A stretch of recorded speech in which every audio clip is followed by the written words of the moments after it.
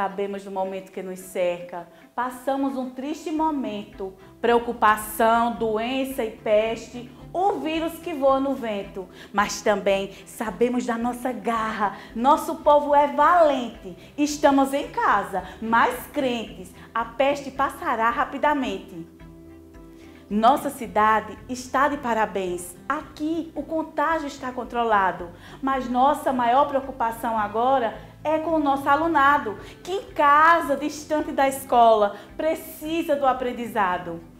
Os professores também não pensam em outro assunto, querem abraçar os seus filhos com todo o conhecimento do mundo. Por isso, nos movemos para o bem. Dessa forma, todos estaremos juntos. E agora enviaremos as atividades, os roteiros e os comunicados, para que seja resolvido o dilema.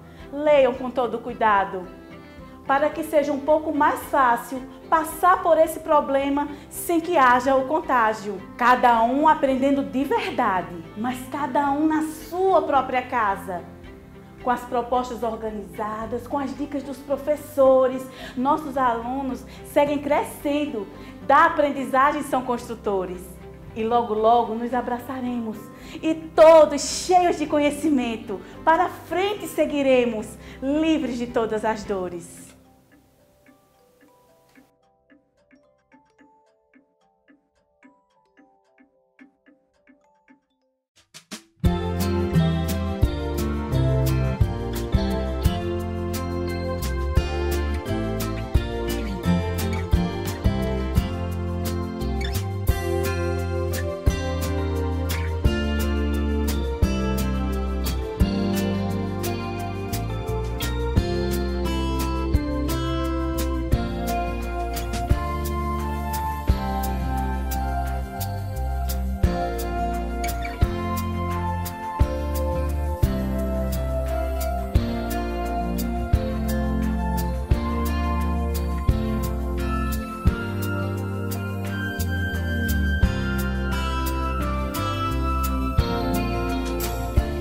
Olá a todos, eu sou o professor Diógenes, professor de língua espanhola, e nós vamos hoje trabalhar um pouquinho algumas questões de Enems anteriores, tá bom? Então, como na aula passada, eu falei para vocês que vocês podem baixar a apostila com as questões que nós vamos trabalhar hoje através deste link, bit.ly/caruaru004. Então vocês podem baixar aí PDF no celular, no computador, a qualquer momento, ou agora ou depois que passar a aula, tá bom? Eu vou trabalhar questões de interpretação de texto, mas se você quiser aprofundar na gramática, você tem também como acessar o meu canal no YouTube, no qual eu gravo videoaulas sobre gramática de língua espanhola, bit.ly/caruaru002. No final de hoje, das aulas de hoje do Cursinho Popular, nós vamos ter um encontro no Google Meet para conversarmos, para ter um bate-papo numa videochamada. Então vocês podem acessar também utilizando esse link aí, bit.ly/caruaru005. E se quiser saber mais sobre mim e entrar em contato, tem o meu site aqui também, tá bom? Vocês podem tirar aí uma foto da tela e aí para não perder esse link. Vamos começar? Então, hoje nós vamos ter como primeira questão essa aqui, ó. Bilinguismo na educação média. Continuidade no continuismo. Nós vamos fazer da seguinte forma. Eu vou ler o texto em espanhol, depois a gente traduz e comenta e vamos para as questões. Então, aún sin escuela e incluso a pesar de la escuela, paraguayos y paraguayas se están comunicando en guaraní. La comunidad paraguaya ha encontrado en la lengua guaraní una funcionalidad real que asegura su reproducción y continuidad. Esto, sin embargo, no basta. La inclusión de la lengua guaraní en el proceso de educación escolar fue sin duda un avance de la reforma educativa. Gracias precisamente a los programas escolares, aún en contextos urbanos, el bilingüismo ha sido potenciado.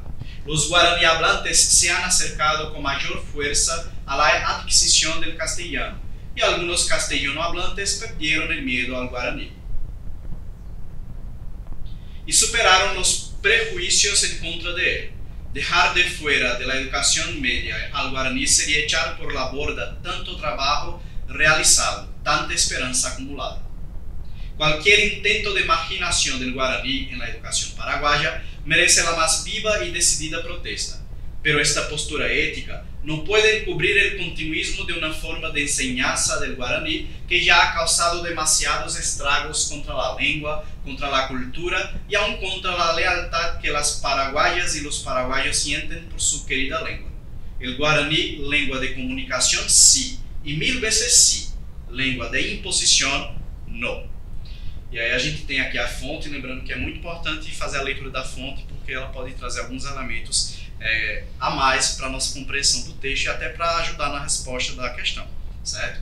Então, a gente tem aí um texto que fala sobre a inclusão da língua guarani, né, que é uma língua pré-hispânica, ela estava aqui antes dos espanhóis chegarem, né? Então, fala sobre a inclusão dessa língua na escola, como ensino, certo? E aí a gente vê que o texto defende que sim, a língua guarani esteja presente na escola como língua de ensino, mas que não seja imposta, que não seja empurrada de qualquer jeito para as pessoas, porque isso não é legal, né? Então vamos lá, o texto diz o seguinte: ainda sem a escola, e inclusive apesar da escola, paraguaios e paraguaias estão se comunicando em guarani.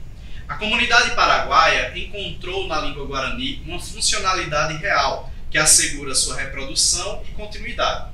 Isto, no entanto, não basta.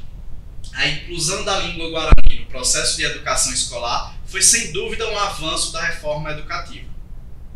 Graças precisamente aos programas escolares, ainda que em contextos urbanos, o bilinguismo tem sido potencializado, tem sido estimulado. Os falantes de Guarani se aproximaram com maior força da aquisição do castelhano. Castelhano é uma outra forma como nós podemos chamar a língua espanhola, né? Tanto faz espanhol ou castelhano, é uma língua só. E alguns falantes do castelhano, do espanhol, perderam medo do Guarani. E além de perderem o medo do Guarani, eles superaram os preconceitos que tinham contra ele. Deixar de fora da educação média, do ensino médio Guarani, seria deixar de lado tanto o trabalho realizado, tanta esperança acumulada. Qualquer tentativa de marginalização do Guarani na educação paraguaia merece o mais vivo e decidido protesto. Mas esta postura ética não pode encobrir o continuismo de uma forma de ensino do Guarani que já causou demasiados estragos contra a língua, contra a cultura e ainda contra a lealdade que as paraguaias e paraguaios sentem por sua querida língua. O Guarani, língua de comunicação, sim, e 1000 vezes sim. Língua de imposição, não. Então a gente vê aí, né, que o texto ele fala sobre essa questão do bilinguismo. Só para a gente lembrar, bilinguismo, né, quer dizer o falar duas línguas. Então quando ele diz aí, bilinguismo na educação média, ele diz o ensino de duas línguas no ensino médio. Aí ele diz continuidade, não continuismo. Então a continuidade é isso, é a valorização, é entender que as pessoas estão falando, é colocar como opção o ensino dessa língua, mas não continuismo. O que ele chama de continuismo é querer obrigar as pessoas à força a estudarem essa língua. E aí ele defende que não deve ser feito isso. Então vamos lá agora para a questão.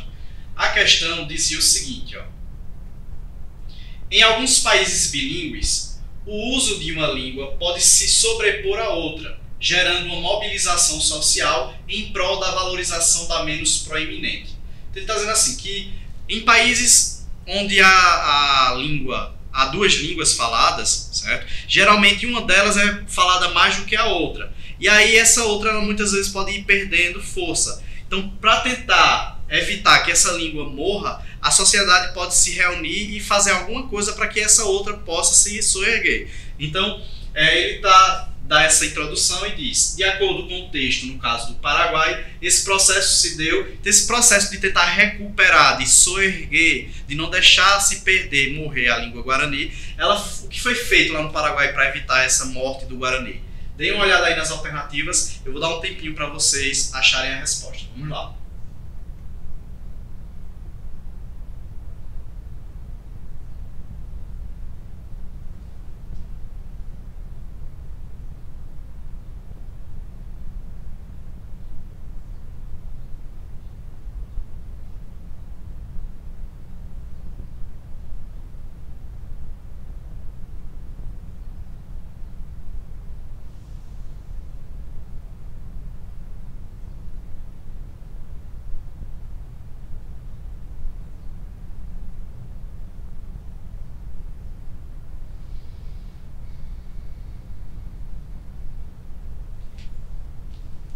E aí, vocês já chegaram a uma resposta?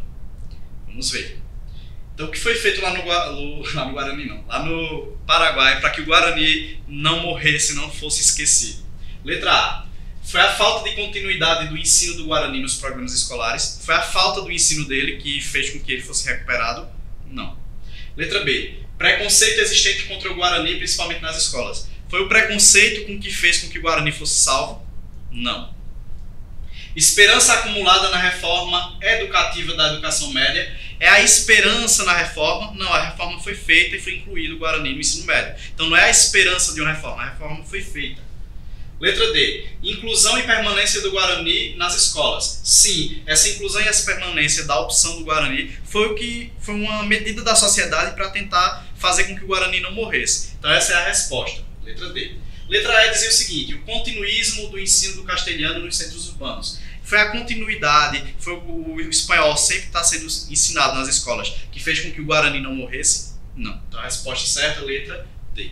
Vamos para a questão número 2. Essa questão número 2, ela traz aí uma imagem, uma publicidade, e aí a gente tem escrito: Lo que le haces al planeta, te lo haces a ti. Actúa ahora, hazte socio hoy. Greenpeace Chile. Então, é uma publicidade do Greenpeace Chile, né? E aí a gente vê que na imagem tem um homem que está com a pele toda rachada, né?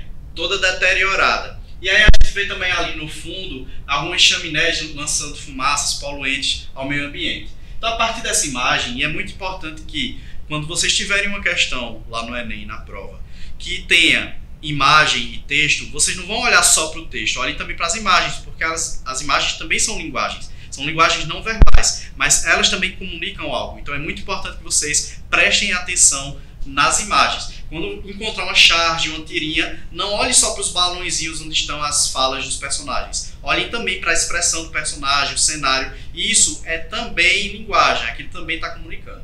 Então vamos lá. Isso aqui está disponível no greenpeace.org, né? Foi acessado dia 2 de julho de 2015. E a questão dizia o seguinte: o texto publicitário objetiva a adesão do público a uma campanha ambiental. A relação estabelecida entre o enunciado, aí ele traz o enunciado: o que ele haces ao planeta, te lo haces a ti. Ou seja, o que você faz ao planeta, você faz a si mesmo, né? Foi o que a gente viu lá na publicidade, né? O que você faz ao planeta, você faz a si mesmo. Porque se você prejudica o planeta, você está se prejudicando. E aí ele diz, né? Atue agora, age agora, torne-se sócio hoje. Então, a gente vai ter esse texto aí, que está lá esse enunciado que está lá na imagem, e os elementos também não verbais, tá vendo? Que são importantes. Eles juntos dão uma ideia de atitudes negativas do homem para com o planeta, né? Foi o que a gente viu lá. Então, o que é que tem aqui dessas alternativas referentes a esse enunciado? Ó, o que você faz ao planeta, você faz a ti. Então, o que é que a gente pode responder aqui? Eu vou dar um tempinho para vocês lerem aí as alternativas.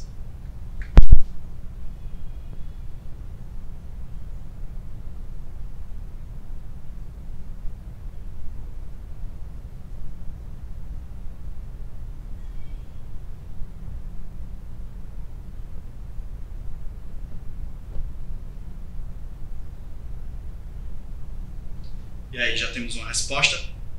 Vejam só, nós encontramos aqui, ó, os elementos não verbais junto com aquele enunciado, eles pressupõem que as atitudes negativas do homem fazem o quê? As atitudes negativas do homem com o planeta. Elas aceleram o envelhecimento da pele. Veja, não é a ideia que está passando ali na publicidade, né? Ele não quer chamar a atenção para o envelhecimento da pele somente. Ele quer chamar a atenção de um modo geral, que o que você causa ao planeta, o mal que você causa ao planeta, no geral, você vai terminar causando para você também, para o ser humano também. Letra B, provoca a ocorrência da seca. Não é o objetivo lá da publicidade. Aumenta o dano atmosférico. Lógico que se eu lanço fumaça lá, né, poluentes, eu vou causar um dano atmosférico. Mas é somente disso que está falando na imagem, quando ela diz lá que o que você faz ao planeta, você faz a si mesmo. Não, ela está sendo muito mais abrangente. Prejudicam o próprio homem. Sim, então qualquer coisa que você faz contra o planeta, você vai estar fazendo também contra o próprio ser humano. Ok? Então a resposta, letra D. Letra E dizia causa uma poluição industrial. Se você lança gases, claro que vai poluir. Mas percebam que a publicidade fala de uma coisa muito maior, né? E tem essa reciprocidade de que você faz com o planeta e você vai receber de volta aquilo ali, aquele dano. Vamos para a questão número 3. A questão número 3 diz assim: pensar la lengua del siglo XXI. Aceptada la dicotomía entre español general, académico, y el español periférico americano, la capacidad financiera de la Real Academia, apoyada por la corona y las grandes empresas transnacionales españolas, no promueve la conservación de la unidad, sino la unificación del español, dirigida e impuesta desde España. La Fundación Español Urgente, Fundeu. Unidad y unificación no son lo mismo. La unidad ha existido siempre y con ella la variedad de la lengua, riqueza suprema de nuestras culturas nacionales. La unificación lleva a la pérdida de las diferencias culturales que nutren al ser humano y son tan importantes como la diversidad biológica de la Tierra. Culturas nacionales. Desde que nacieron los primeros criollos, mestizos y mulatos en el continente hispanoamericano, las diferencias de colonización, las improntas que dejaron en las nacientes sociedades americanas de los pueblos aborígenes, a explotación de las riquezas naturales, las redes comerciales coloniales, fueron creando culturas propias, diferentes entre sí, aunque con el fondo común de la tradición española. Después de las independencias, cuando se instituyeron nuestras naciones, bajo diferentes influencias, ya francesas, ya inglesas, cuando los inmigrantes italianos, sobre todo, dieron su pauta a Argentina, Uruguay o Venezuela, esas culturas nacionales se consolidaron y con ellas su español, pues la lengua es, ante todo, constituyente. Así, el español actual de España no es sino una más de las lenguas nacionales del mundo hispánico. El español actual es el conjunto de 22 españoles nacionales que tienen sus propias características. Ninguno vale más que otro. La lengua del siglo XXI es por eso una lengua pluricêntrica. E aí a gente vê de onde foi tirado. Esse texto, né, foi tirado de uma revista do Clarín. Clarín é um jornal muito popular na Argentina, certo? Muito tradicional.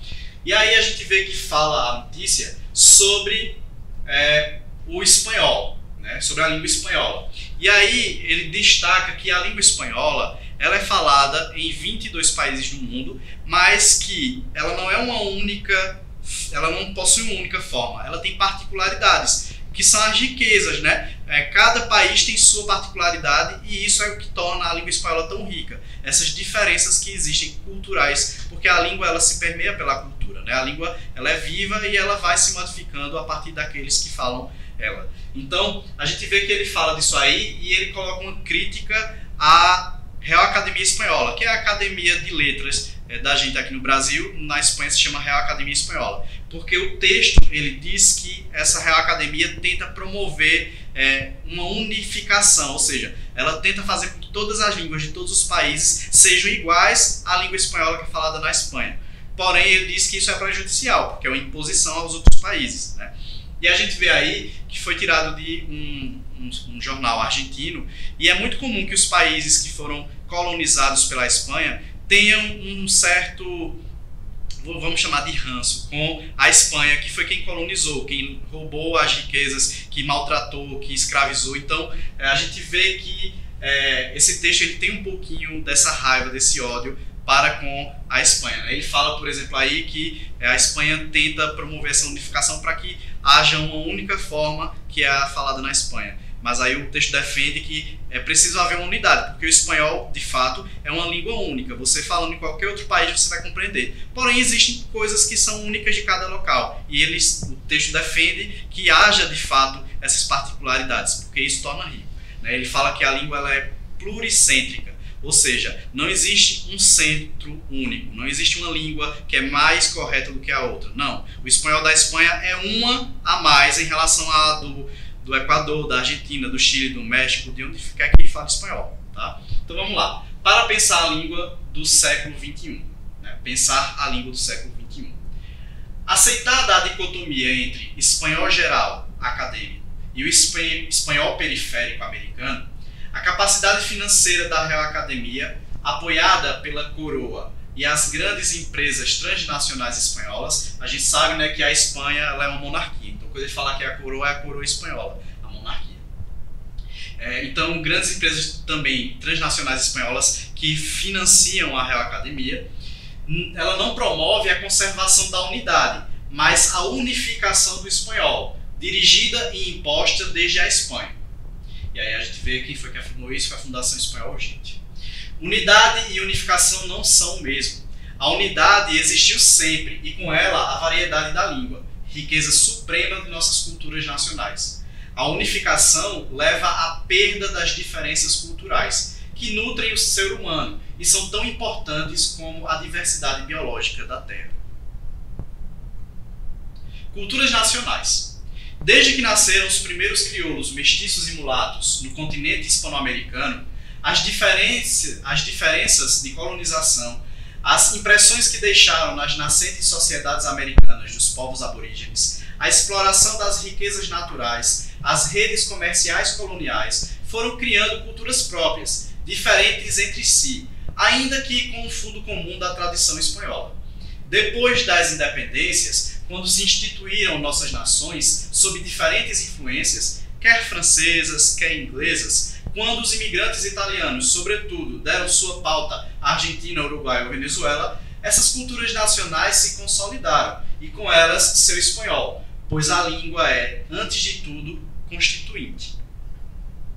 E aí o texto ele termina dizendo: assim, o espanhol atual da Espanha não é a não ser uma língua a mais do que as outras, né? Ela é uma língua, mas é uma a mais entre as outras línguas espanholas, né? Então, o espanhol atual é o conjunto de 22 espanhóis nacionais, que tem sua própria característica. Nenhum vale mais que outro. A língua do século XXI é, por isso, uma língua pluricêntrica.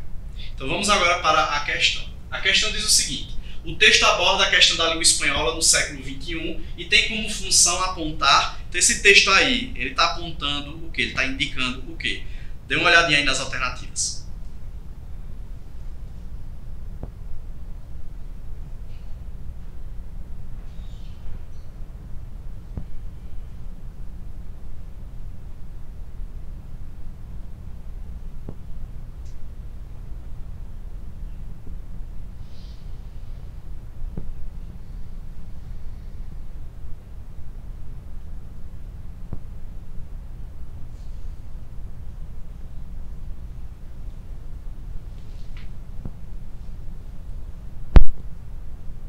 E aí, já chegamos a uma resposta? Vamos ver. Então, esse texto ele aponta o quê? Letra A dizia: as especificidades culturais rompem com a unidade hispânica. Quer dizer que as características únicas de cada país rompem com a unidade cultural? Não. O texto não defende isso. Ele defende que existe essa unidade aí, essa relevância, essa unidade aí do espanhol, independente de ter essas particularidades. Então, letra A não é a resposta correta, porque ela não rompe. Letra B. As variedades do espanhol têm igual relevância linguística e cultural. Sim, é isso que o texto defende o tempo todo, né? Que não existe uma língua espanhola de um país que seja mais importante que o outro. Da Espanha não é mais correto do que a língua espanhola falada na Argentina. Vamos ver só as outras alternativas porque estavam erradas. Letra C dizia: a unidade linguística do espanhol fortalece a identidade cultural hispânica. Querer unificar uma língua só não vai dar esse valor à cultura espanhola, à diversidade espanhola, né? Da língua espanhola, aliás. Letra D. A consolidação das diferenças da língua prejudica sua projeção mundial. Então, essas diferenças da língua, o texto não fala que isso prejudica essa projeção mundial do espanhol. E letra E. A unificação da língua enriquece a competência linguística dos falantes. Não, o texto defende o contrário da unificação. Ele defende a unidade e não a unificação, que seria padronizar todas as línguas através de uma só. Então, vamos lá para a próxima e última questão. A questão 4, ela traz aqui uma imagem que diz: programa de acopio e disposición de pilas y baterías usadas. Alto. Si las tiras, contaminas. Las pilas usadas no se deben tirar a la basura, al agua ni enterrarlas. Son residuos tóxicos que contaminan el ambiente. Sepáralas y deposítalas en contenedores especiales para que el Ayuntamiento de Tampico las envíe a un confinamiento especial. Encontrarás un contenedor para pilas usadas en las tiendas OXXO. Então a gente tem aqui uma publicidade, uma campanha publicitária aí que quer que as pessoas descartem corretamente as pilhas e baterias. A gente tem aqui em cima, ó, programa de recolhimento de pilhas e baterias usadas. E ele diz, ou seja, atenção, fique atento, fique esperto, se ligue. Ele diz, se você joga, o verbo tirar em espanhol é jogar fora, descartar, arremessar. Então, se você joga fora, se você descarta, você contamina. As pilhas usadas não devem ser jogadas no lixo. Basura é lixo, tá bom? Então não devem ser jogadas no lixo. Nem na água, nem devem ser enterradas. São resíduos tóxicos que contaminam o ambiente. Separe-as e deposite-as em recipientes especiais para que a prefeitura de Tampico, Tampico é uma cidade, as envie para um confinamento especial, né? Que elas deem uma destinação correta. Encontrarás um desses recipientes para recolher as pilhas usadas nas tendas OXXO. Então, vejam aí essa publicidade e nós temos a questão que dizia o seguinte. O objetivo principal do texto é, vejam que é muito comum no Enem a gente ter questões que perguntam qual é o objetivo do texto, qual é a função do texto, tá certo? Então, vamos lá, analisem aí estas alternativas.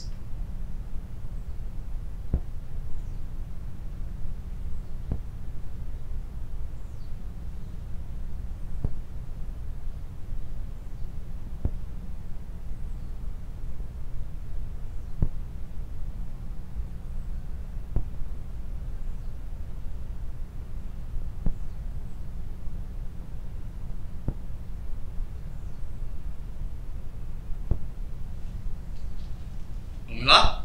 A letra A dizia que o objetivo do texto é avisar catadores de lixo reciclável sobre o perigo de contaminação das pilhas. Veja, essa publicidade ela foi destinada apenas aos catadores. Você vê em algum momento do texto sendo citados os catadores? Não. Então a gente precisa entender que foi uma publicidade veiculada a um público mais abrangente, né? Ao público em geral. Letra B. Alertar para o perigo de manusear pilhas sem proteção adequada. O texto não fala sobre o manuseio de pilhas, tá certo? Letra C. Divulgar a marca OXXO que produz pilhas com menor risco de contaminação. Não. OXXO é uma loja e aí diz que lá tem um recipiente para coletar, mas a ideia da publicidade não é destacar, divulgar essa marca. Letra D. Anunciar os altos índices de contaminação por pilhas verificados no meio ambiente. Veja, no texto não cita aí índices, números de contaminação no ambiente, embora nós saibamos que as pilhas e baterias causam sim uma poluição no meio ambiente.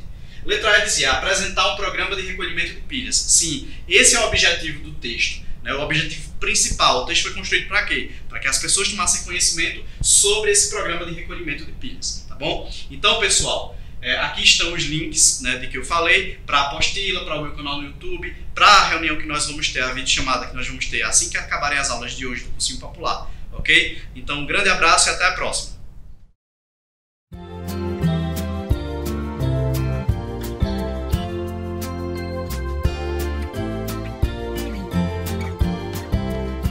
Olá, ferinha do Cursinho Popular, professor Edilson de Góes, da cidade de Caruaru. Estamos de volta aqui, professor Danilo Farias, de Física, e agora iremos fazer o nosso acompanhamento aí para que a gente possa detonar nessa prova do Enem. Então não esquece de mim não, vice, vem-te embora comigo, cola em mim que vai dar tudo certo nessa tua prova aí. Vem-te embora! Olha lá, Física para Enem. Hoje nós iremos trabalhar alguns conteúdos diversos, como por exemplo a parte de ondas, que é muito importante para essa prova do Enem, tu não pode esquecer disso não, a parte de óptica, por exemplo, e inclusive mecânica, tranquilo? Então vem embora, vamos embora falar disso agora, vamos trabalhar com física, vamos brincar? Olha aí, questão 1 é logo de cara uma questão de óptica, mas só... é uma questão que eu te digo que ela é bem facilzinha. Agora a gente vai fazer algumas associações. Belezinha? Olha aí. O orifício de uma câmara escura está voltado para o céu. Primeiro, o que é uma câmara escura? Certo? É quando a gente tem um processo semelhante ao de uma máquina fotográfica mais antiga. A gente faz a captação da imagem. É tipo uma caixa fechada, preta, onde A luz ela vai passar por um orifício e vai ser formada no fundo dela uma imagem. Então é o princípio daquelas câmeras que tu tinha anteriormente. Mas não somente disso. É também um processo muito semelhante com o nosso olho. Beleza? O nosso olho, ele faz a captação da imagem através de um processo semelhante. A luz, ela incide sobre um determinado objeto, sobre um corpo, por exemplo. Ela reflete e chega até o teu olho, certo? E quando chega até o olho, ele passa pela íris, certo? Ela sofre uma inversão e ela é formada a imagem de cabeça para baixo na tua retina, certo? Claro que se o olho for saudável. Se for feito o meu, assim, por exemplo, ó, tu deve estar vendo aqui que eu estou utilizando óculos, ou seja, lentes de correção. A imagem, ela não vai ser formada diretamente na retina do olho. A imagem no meu olho é formada um pouco à frente dela. E aí eu utilizo uma lente, ou seja, os meus óculos, para que eu faça essa conversão. Ou seja, eu jogo a imagem de volta para a minha retina e aí eu consigo enxergar tranquilamente. Beleza? Então é um processo muito semelhante ao do nosso olho. Aí ele continua dizendo, ó, numa noite estrelada, né? Então ele está colocando ali a câmera voltada para as estrelas. Daí ele diz, a parede oposta ao orifício é feita de papel vegetal translúcido. Ou seja, o que é ser translúcido? É que só uma parte da luz consegue passar. Existem 3 tipos de meios ópticos, certo? O meio transparente, que é aquele meio que deixa a luz passar totalmente. O meio translúcido, que ela deixa a luz passar parcialmente, ou seja, fica um pouco borrado, mas você ainda consegue ver. E o meio opaco, onde a luz não consegue passar. Por exemplo, uma parede, esse quadro aqui, ó, tu não tá vendo aqui atrás do quadro. Por quê? Porque ele é um meio opaco. A luz bate e volta, ela não passa por esse quadro. Tranquilo? E aí, ó, um observador que está atrás da câmera, ou seja, ele está na parte de trás, se olhasse diretamente para o céu, veria o Cruzeiro do Sul conforme o esquema 1. Tá aqui, certo? A gente tem a formação do Cruzeiro do Sul, né? Ele forma um tipo de crucifixo com uma 5ª estrela aqui próxima do braço esquerdo, certo? Aqui da minha esquerda. E aí, ó, olhando a imagem no papel vegetal, então veja, se ele olhar diretamente para o céu, ele vê essa imagem 1 aqui. Agora, se ele olhar para o papel vegetal que está no fundo da câmara escura, certo? No fundo da câmara escura, ao observar, vê o cruzeiro conforme qual esquema? Olha, eu acabei de te falar o seguinte, como é que a imagem é formada na nossa retina? Ela inverte, certo? Ela é formada de cabeça para baixo. E além disso, ela troca, ó, a simetria, ela troca o direito pelo esquerdo, como se fosse no espelho. Pensa comigo. Tu tá de frente para o espelho. Tu levanta o braço direito. O espelho lá, a tua imagem no espelho, ela levanta o braço esquerdo dela, certo? Perceba, eu tô levantando o braço direito aqui, ó. Se eu viro de frente aqui a imagem, ó, ele tá com o braço esquerdo levantado. Ou seja, ele inverte essa posição. Então ele inverte tanto de cabeça para baixo, quanto a simetria direita e esquerda. Tranquilo? Então, diante disso, certo? Tu deve imaginar, mas espera aí, a imagem é formada no meu olho, então, de cabeça para baixo e invertida? Mas como é que a gente vê as coisas do jeito que elas são? Porque o olho, ele é ligado ao cérebro através dos nervos ópticos, certo? Ele tem uma ligação direta com o nosso cérebro e o cérebro faz o entendimento da recepção daquela imagem. E então, o cérebro faz a conversão dessa imagem e, portanto, a gente consegue enxergar as coisas como elas são de fato. Beleza? Então, ó, quando a imagem é jogada para o fundo, a gente tem uma inversão. Então ele vai ficar de cabeça para baixo, certo? Ele fica de cabeça para baixo. Então você poderia pensar, então é a letra A4, né, a letra D. Só que ele ainda tem uma inversão simétrica, ou seja, ele troca o direito pelo esquerdo. Então a gente chega aqui, ó, na situação da figura 3. A resposta é a letra C. Tranquilo? Então ele inverte tanto de cabeça para baixo, quanto também o lado direito e esquerdo. Belezinha? Tudo certo? Vem-te embora comigo para a segunda questão? Olha aí, questão temática com o Harry Potter, certo? Que eu acredito que muitos de vocês devem gostar ou até ter acompanhado os filmes ou livros da série. Vê só. Olha o que é que a questão diz. No mundo de ficção de Harry Potter, criado pela autora J.K. Rowling, as vassouras voadoras são um dos meios de transporte mais populares entre os bruxos e bruxas e são também usados para os jogos do mundo mágico, como o quadribol. Assim como no mundo dos trouxas, aqueles que não são mágicos, viu? Há os aficionados por carros no mundo dos bruxos, há toda uma cultura relacionada às vassouras. Os estudantes do primeiro ano de Hogwarts não podem ter vassouras na escola, mas a regra é quebrada por Harry para que ele possa jogar no time de quadribol. Beleza? Daí ele diz, no quadro abaixo temos algumas vassouras com suas velocidades máximas, né? Aí a gente tem aqui o quadrinho, ó, com suas velocidades, e daí ele pergunta a vassoura mais veloz é qual dessas aqui, certo? Perceba que aqui no quadro eu tenho 1, 2, 3, 4, 5, 6, 7, 8 vassouras. Eu tenho 8 vassouras. Porém, eu não vou perder meu tempo, já que tempo é bem precioso nessa prova do Enem, eu não vou perder tempo fazendo o cálculo para as 8 vassouras. O que é que eu vou fazer então? Pegar as 5 que eu tenho aqui e fazer o cálculo da velocidade de cada uma dessas 5. Com isso eu já ganho um certo tempo para poder resolver essa questão. Se ligou aí? Então, ó, vamos lá. Lembra, lá da cinemática, certo? Na mecânica, como é que a gente calcula a velocidade média? Lembra, velocidade média, né? Vai ser o quê? O deslocamento, ΔS, sobre ΔT, beleza? Então, o quanto ele anda em um determinado intervalo de tempo. Só que aqui, pessoal, eu não vou precisar fazer esse cálculo, certo? Eu não vou precisar fazer esse cálculo, porque ele já deu o valor das velocidades, só que em unidades diferenciadas. O que é que eu vou fazer, então? Eu troco as unidades para uma única, que nesse caso eu vou dar preferência ao quilômetro por hora, beleza? Então, aquele que a gente chegar com o valor mais alto em quilômetros por hora é a que vai ser a mais rápida, belezinha? Então vamos lá, não vou calcular todas como eu disse, vou pegar na ordem aqui, a Oxshaft 79, certo? Vou colocar aqui, né, só a abreviação dessa vassoura, beleza? A Oxshaft, ele disse aí, ó, que a velocidade dela, vou colocar um Ozinho aqui só para diferenciar, certo? Ó, AK, beleza? Que é de 34.000 metros por hora, certo? 34.000 metros por hora.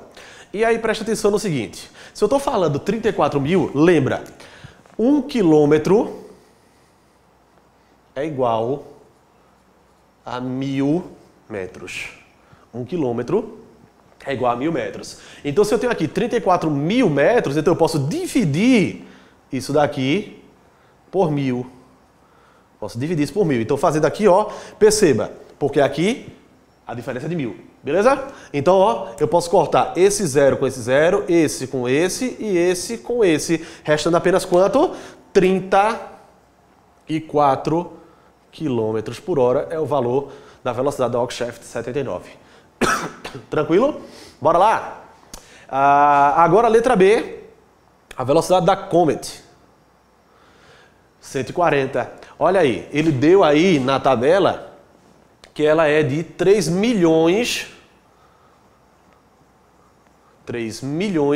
de centímetros por hora, certo? 3 milhões de centímetros por hora. Presta atenção. Se 1 quilômetro possui 1.000 metros, a gente tem também a relação de que 1 metro possui 100 centímetros. Então, se eu quero transformar de centímetro para quilômetros, então eu preciso, além dos 1.000, ainda ter mais 100, beleza? Então aqui a diferença é de 100.000, tranquilo? Então eu vou fazer a divisão aqui, pessoal, por 100.000, certo? Faço a divisão por 100.000. Daí o que é que fica? Ó, corta esse zero com esse zero, esse com esse com esse com esse e esse daqui com esse de cá, sobrando apenas um 1 ali, ou seja, me restou, ó, 30 quilômetros por hora. Perceba que a velocidade da Comet é mais baixa do que a da Oxshaft 79. Então, por enquanto, a letra A é a velocidade maior. Belezinha? Letra C, a Nimbus 2000, certo? A Nimbus 2000. Se tu assistiu o filme direitinho, certo? Vou colocar mais para baixo para não atrapalhar aqui, certo? A Nimbus 2000. Se tu acompanhou a série, tu deve lembrar que a Firebolt é mais rápida do que a Nimbus 2000, certo? Então tu já sabe aí que a Firebolt ganha da Nimbus, tranquilo? E a Nimbus, ó, disse que é de 44,5 metros por segundo. Pessoal, existe um fator de conversão entre metros por segundo para quilômetros por hora. E aí, ó, de metros por segundo para quilômetros por hora, eu multiplico por 3,6 e o processo inverso, né, de quilômetros por hora para metros por segundo, eu divido por 3,6. Beleza? Então, ó, se eu quero transformar de metros por segundo para quilômetros por hora, eu faço a multiplicação aqui por 3,6. Então, ó, pega a calculadora, 44,5 vezes 3,6 vai dar quanto aí? 160,2 km por hora. Então a Nimbus já é mais rápida do que as duas anteriores. Beleza? Letra D, a Firebolt, certo? Que deve imaginar então que ela é mais rápida, inclusive, do que a Nimbus. A Firebolt a gente tem aqui, ó, 4 km por minuto. 4 quilômetros por minuto. Perceba, em 1 hora a gente tem quantos minutos? 60. Então, se ela anda 4 quilômetros em 1 minuto, então quanto é que ela vai andar em 1 hora? É só multiplicar por 60. Então eu faço aqui, ó, eu multiplico 4 por 60 para encontrar esse valor. Perceba aqui a relação que a gente tem. Tranquilo? Então, 4 vezes 60, a gente tem aí 240 quilômetros por hora. Então a Firebolt já é a mais rápida de todas elas. Tranquilo? E por último, a letra C, eu tenho aqui a Twigger, né? Ela tem uma velocidade aí de 2030 hectômetros por hora, certo? 2030 hectômetros por hora. Perceba, 1 quilômetro ele possui 10 hectômetros, certo? Então é só pegar aqui e dividir isso aqui por 10, certo? Eu divido por 10. Então, ó, o que é que eu faço? Eu pego esse zero, corto com esse outro zero aqui, sobrando quanto? 203 quilômetros por hora. Perceba então, 34, 30, 160,2, 240 e 203. Ou seja, a mais rápida de todas é quem? A Firebolt. 240 é a resposta da questão. Então, letra D. Beleza? Letra D é a resposta da nossa segunda questão. Questão, então, de conversão de unidades entre velocidades. Esquece não, vice? Vamos embora. Olha aí. Questão 3. É uma questão de ondas, certo? Uma questão de ondulatória. Pessoal, em ondas, a gente precisa prestar atenção em todos os fenômenos que estão relacionados. Tranquilo? Então, a gente tem, de fato, fenômenos que são próprios exclusivamente de ondas. Então, a gente tem comportamentos que são exclusivos para ondas. Belezinha? Então, ó, vamos ler a figura. A questão, desculpa. Em um certo dispositivo acústico, 2 tubos em forma de U estão conectados um ao outro, como mostrado na figura 1. Então a gente tem aqui, ó, 2 tubos, né? Um que vem por baixo e outro por cima, formando um trombone, certo? Formando um trombone. O tubo superior pode ser movimentado enquanto permanece conectado ao tubo inferior. Então, eu posso pegar esse tubo aqui e puxar ele para cima e para baixo. Eu posso subir e diminuir, certo? Fazendo um movimento de vai e vem. Beleza? Dessa forma, o comprimento L1, indicado na figura 1, pode ser alterado. Então, esse comprimento L1 aqui todinho, ó, ele pode aumentar e pode diminuir. Tranquilo? Ele pode aumentar e diminuir. Eu posso subir e descer o tubo ali 1. As bases dos tubos têm o mesmo comprimento D. Né? Então, tem esse mesmo comprimento D aqui. Então, o que vai alterar é só esse comprimento de subida ou descida aqui, enquanto esse L2 é fixo. Belezinha? O tubo inferior é fixo e o comprimento L2 mede 50 centímetros. Esses valores tu não vai precisar anotar porque a gente não vai utilizar na resolução da questão. Não tem cálculo para a gente fazer nela. E aí, ó, Na lateral esquerda desse tubo, há uma abertura onde está conectado um pequeno alto-falante que emite o som com frequência de 1,5 kHz, ou seja, 1.700 Hz. É uma frequência um pouco elevada. Então, está saindo o som aqui, ó, certo? E a pessoa está escutando. O som propaga-se pelos tubos, né, tanto pela parte de baixo quanto pela parte de cima. Então a gente sopra aqui, então o som ele começa a se espalhar, tanto pela parte de cima quanto pela parte de baixo, se encontrando aqui exatamente na saída do alto-falante. Beleza? Aqui na saída. Quando o tubo superior é movimentado lentamente para cima, então quando eu estou puxando isso aqui lentamente para cima, a intensidade do som que essa pessoa ouve varia. Então, se eu vou aumentando, esse som ele vai variando. Belezinha? Quando o tubo superior é movimentado lentamente para cima, a intensidade do som que essa pessoa ouve varia, como representado no gráfico da figura. Então, perceba. Ele pode, a intensidade aqui ela está diminuindo, depois ela aumenta, depois ela diminui, depois ela aumenta. Ou seja, você vai fazer desse movimento e essa intensidade sonora, ela vai podendo aumentar ou ela pode diminuir, tranquilo? Então o som, ele tem você tem a percepção de que o som, ele ora está mais alto e ora está mais baixo, beleza? Daí, ó, considerando essas informações, por que a intensidade desse som aumenta e diminui alternadamente, como representado aqui no gráfico da figura 2? Tranquilo? Veja, pessoal. O som, como eu te falei, ele tem características próprias. O som é um tipo de onda. Assim como a luz, por exemplo, é um tipo de onda. As micro-ondas, o raio-x, certo? O ultravioleta, infravermelho e inclusive as cores que a gente consegue enxergar. Tudo isso são ondas, mas claro que existem tipos de ondas que são diferentes. Então, o som é um tipo de onda a qual a gente denomina de onda mecânica, beleza? Então, é uma onda mecânica. E essa onda mecânica, ela precisa de um meio para se propagar, que nesse caso é o ar, certo? Nesse caso é o ar. E, além disso, um som ele pode interferir no outro som, gerando o que a gente chama de efeito de batimento, certo? Quando a gente fala de interferência, o som ele pode tanto aumentar quanto diminuir. Então, um som ele vai gerar interferência no outro, desde, claro, a gente tenha algumas condições necessárias para isso, como, por exemplo, frequências próximas, caminhos a serem percorridos que também têm uma relação entre si, certo? Como, por exemplo, é o caso do trombone. Tranquilo?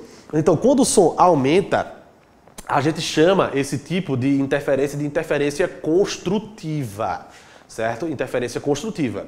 E quando o som diminui, a gente dá esse nome de interferência destrutiva. Veja, no interferência construtiva, o som pode aumentar bastante. E no interferência destrutiva, ele pode baixar tanto que, inclusive, ele pode sumir naquele determinado instante de tempo. Beleza? Então, interferência construtiva, a amplitude, né? A intensidade vai o quê? Aumentar. Interferência destrutiva, essa intensidade diminui. Então, com isso que eu te falei, tu já sabe que a resposta é qual? Letra A, beleza? Então, trata-se de interferência construtiva e destrutiva. Uma hora o som aumenta, uma hora o som diminui, beleza? Então, ó, bora ver as outras? Trata-se de uma polarização. O que seria polarização? É quando a gente direciona a onda para um único ponto. A gente está polarizando. Porém, certo? Porém, com o som, por se tratar de uma onda mecânica, e nesse caso uma onda longitudinal, ela não é capaz de sofrer polarização. Não há essa possibilidade. A luz, sim, através, por exemplo, do laser, certo? Quando eu coloco o laser, eu estou polarizando a luz. Eu estou colocando ela, ó, para uma única direção. Mas o som não tem como. Tranquilo? Letra C, trata-se de uma difração. O que é difração? Veja, a difração para o som, a gente entende da seguinte forma. Tu tá atrás de um muro ou dentro da tua casa e tu escuta na outra casa ou na rua, por exemplo, alguém conversando, certo? Tu consegue escutar. Por quê? Porque a onda sonora, ela consegue contornar obstáculos. Então ela passa por alguns obstáculos e chegando até o teu ouvido, certo? Então ela está difratando, ela está desviando desse obstáculo, tranquilo? Então ela está contornando esse obstáculo e tu consegue, ó, ouvir, beleza? Então a gente está falando de difração, mas não é o caso daqui da questão. O som aumentar e diminuir não é por conta da difração, é por conta da interferência. Beleza? Letra D, trata-se de uma reflexão. Olha, o que é reflexão? É quando a onda ela bate, ela incide sobre o meio e volta, certo? Então ela bate, ó, e volta. Tranquilo? Então, ela vai e vem pelo mesmo meio. Tem a ver, então, isso aqui com reflexão? Jamais, certo? Não tem a ver com reflexão, não está ligado à reflexão. Beleza? Letra E, trata-se de uma ressonância. O que é ressonância?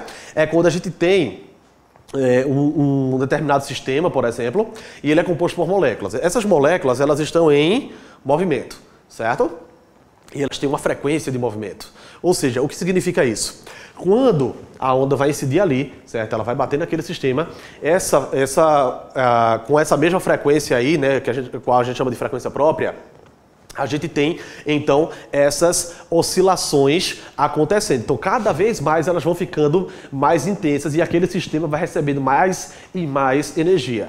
Exemplos de ressonância tu tem na antena de um rádio, na antena de um celular que consegue fazer a captação da onda, certo? Tu tem no aparelho de micro-ondas que incide aquela onda sobre o teu alimento, e aí, nesse caso, o teu alimento vai reagir, ele começa ficando cada vez mais agitado e, portanto, a gente tem a ressonância acontecendo naquele sistema, beleza? Então, a gente pode ter um efeito ressonante, como, por exemplo, alguém tentando quebrar uma taça com a voz, sem encostar nada sólido, né?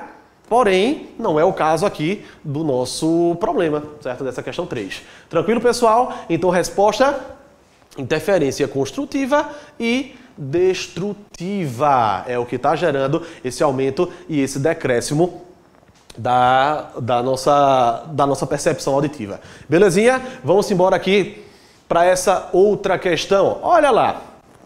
Questão agora envolvendo consumo de energia. Claro, sempre colocando condições do nosso cotidiano para que a gente possa resolvê-la. Olha aí. Em termos energéticos, a eficiência ou rendimento de um veículo está associada à razão entre a energia consumida por ele e o trabalho útil de transporte que realiza. Então veja, a gente está falando que o rendimento de um veículo está associado entre a energia que ele vai consumir e o trabalho realmente útil que ele está realizando. Beleza? Esse trabalho depende da carga, né, o peso que ele carrega ao percorrer uma certa distância, claro. Quanto menos energia consumir para transporte, um certo peso, mais eficiente ele é. Então, se eu gasto menos energia para transportar um determinado peso, então eu estou sendo mais eficiente, certo? O rendimento está sendo melhor. Tranquilo? Na tabela abaixo, apresentam-se alguns meios de transporte e a energia que consomem para transportar uma pessoa por quilômetro rodado. Daí diz, com base nos dados apresentados nessa tabela, assinale a opção correta. Então veja, aqui ó, a gente tem bicicleta que tem uma energia consumida aí de 65 kJ por quilômetro, uma pessoa caminhando que gasta 230 kJ por quilômetro, um ônibus 240 kJ por quilômetro, carro com 5 pessoas 500 kJ por quilômetro e o carro com uma pessoa 2.250 kJ por quilômetro, certo? E aqui ele ainda disse, ó, o quilojoule corresponde a 1000 joules, uma unidade de medida de energia. Então a gente está falando de um consumo energético através do nosso caminhar. Beleza? Então, ó, vê só. Quando a gente vai analisar, pessoal, essa questão de ser eficiente, a gente sempre leva em consideração o fato do quanto ele pode render e, claro, das vantagens e desvantagens que aquele meio de transporte pode vir a oferecer. Beleza? Então, ó,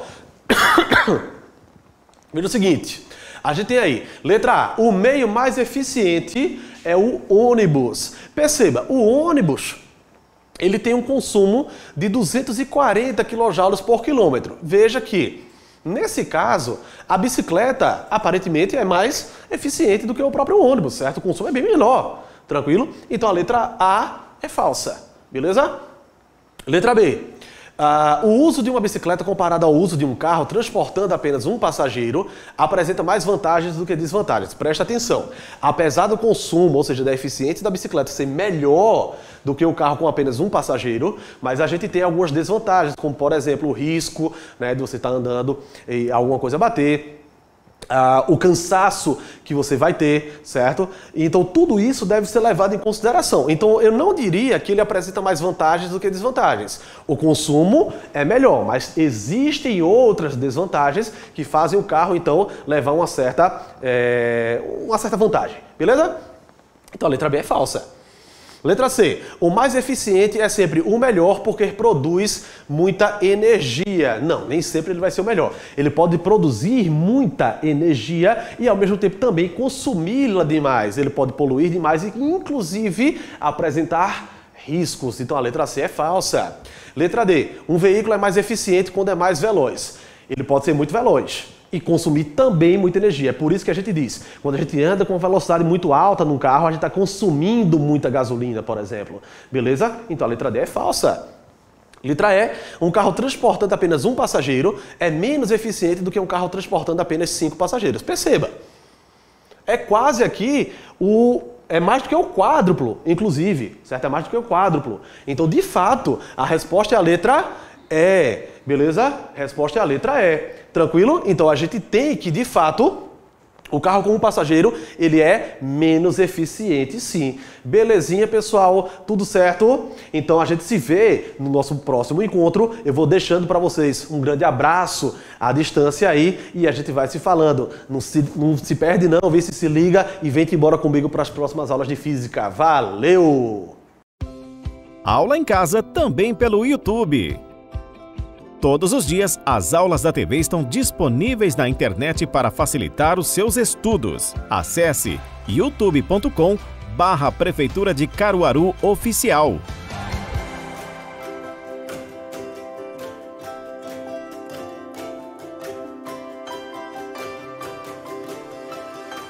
Prefeitura de Caruaru, fazendo o futuro agora. Aula em casa também pelo site da Prefeitura de Caruaru. Você pode baixar as apostilas e assistir videoaulas de todas as séries. Agora não tem mais desculpa, hein? Acesse caruaru.pe.gov.br e tenha acesso a todo o material. Prefeitura de Caruaru, fazendo o futuro agora. Os esforços da Prefeitura de Caruaru no combate ao novo coronavírus continuam por toda a cidade. No centro, agentes de limpeza realizam a desinfecção em locais estratégicos. A aplicação é feita nas calçadas, paredes, corrimões e pontos de ônibus com bombas manuais e caminhões. A solução de água e cloro elimina o vírus e minimiza os riscos de contágio. Prefeitura de Caruaru, fazendo o futuro agora. Estar isolado não significa estar sozinho. Pelo contrário, significa estarmos juntos. Cada um na sua casa, no seu canto, mas todos contra o mesmo inimigo, o coronavírus. Os países que adotaram antes essa medida salvaram mais vidas. Quanto mais o isolamento funcionar, mais ele vai parecer desnecessário. Só que agora ele é de extrema importância. Quanto mais a gente ficar em casa, mais rápido vai poder estar na rua de novo. Prefeitura de Caruaru, fazendo o futuro agora. Faça você mesmo uma máscara para se proteger do coronavírus. Aqui vai o passo a passo de um dos modelos mais simples. Separe um pedaço duplo de algodão, tricoline, TNT ou jeans. Marque no tecido um retângulo de 21 por 19 centímetros. Das extremidades, meça 5 centímetros e faça 4 marcações. Teremos um retângulo com 2 picotes em cada lateral. Corte 18 centímetros de cada elástico para cada lado. Dobre o tecido e costure levando o picote até o meio. Em seguida, prenda os elásticos junto com a costura. Pronto! Viu como é fácil? É, mas atenção! Não compartilhe sua máscara e evite mexer nela enquanto estiver usando. Ao chegar em casa, lave as mãos com água e sabão, antes de retirar a máscara, sempre pelo elástico. Coloque imediatamente para lavar e espere secar para usar novamente. Siga estes cuidados e lembre-se, sempre que possível, fique em casa. Prefeitura de Caruaru, fazendo o futuro agora. Um beijo, um abraço, um aperto de mãos. Gestos que só representam coisas boas. Mas por causa do coronavírus, todos devemos evitar. Pelo mesmo motivo, nossas creches e escolas fecharam. Por ora, o maior gesto de amor é manter as crianças em casa. Todos contra o coronavírus. Prefeitura de Caruaru, fazendo o futuro agora. Aula em casa também pelo YouTube. Todos os dias, as aulas da TV estão disponíveis na internet para facilitar os seus estudos. Acesse youtube.com/Prefeitura de Caruaru Oficial.